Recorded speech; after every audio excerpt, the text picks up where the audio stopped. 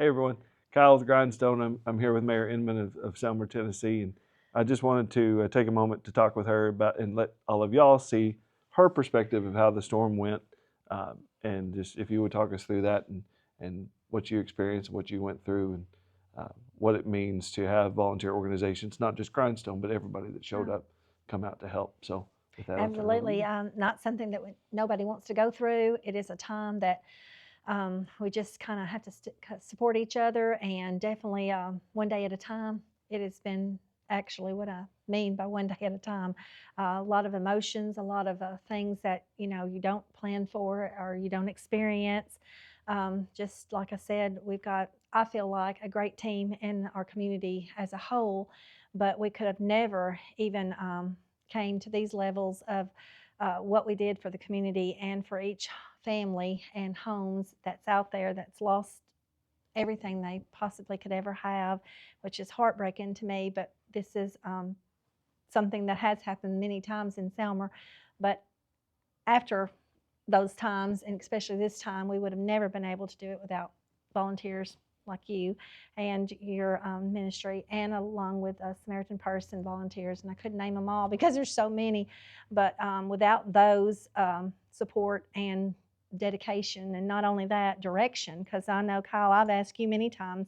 I've invited you to the meetings, and I sit down with my team, and I feel like I have a great team, but I know that they are also open for suggestions or direction, or just the experience that you've seen in other places you've brought to our town. And I want to commend you for that and thank you for that from the bottom of my heart. I don't know what we would have done without you.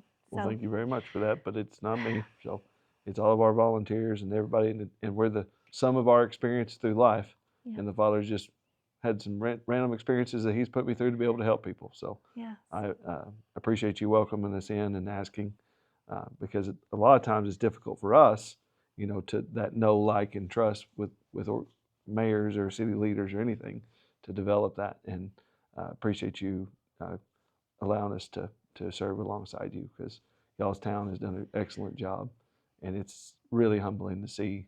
Every time we come to Tennessee, this is my second time in Tennessee, but y'all really embody the volunteer spirit, the motto of y'all. So it's great to see. Well, I hope so, because like I said, nobody has a perfect book that you can open up and go down and say, okay, page 3 will give you this direction or anything. You just, have to pray every second. Yes, ma'am. And also, like I said, the community that, and you and the volunteers and everybody that stepped up to help us, we could have not have done it without you. Right. Done it without any of them. But that Ag Center was a work of art down there. Yes. The way that it was ran. So yeah.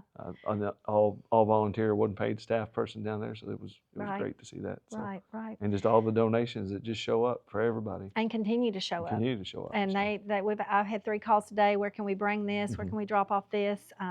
So I hope that learning from this and learning from what our disaster and what we have been through, I hope now, and I know that Chief Carr does this a lot, and his team.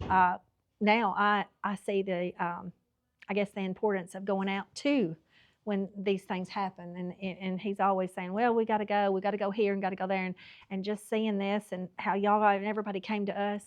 Yeah, the mutual aid with the fire department. Absolutely. That's critically important. So I spent 20 years with my volunteer fire department back home, and if we didn't have those mutual aid in place where we go help the other counties beside us, or they come help us, there's lots of times that it'd always be a lot worse than it turns out to be. So having those resources in those fire departments is really good. So, and who I know, like today, we'll meet again with EMA Director Alan Strickland and their team and county team, and hopefully all of us together can put a plan together to what if another disaster like this tornado comes next, we'll be able to be again more prepared. You learn something from it every time. I know I've learned a whole lot from this, and it's something you just don't plan, but you never know. Yes, ma'am.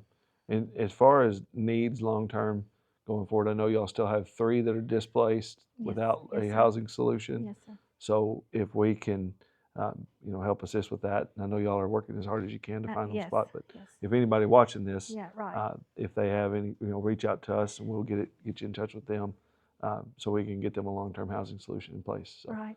But just want to say thank you very much, and I know you're tired. Oh, it's okay. I'm not as tired as you are. Oh, Y'all yeah. have been out there in the field working. I mean, I You can you have a different imagine aspect than doing all I have. that, but I get to go home here in a minute, but you are home and seeing it out here in your community. So appreciate you, and you've been a good leader through this for your town. So well, I appreciate that. yes, Thank you, ma'am. Kyle. So have a blessed day. You too.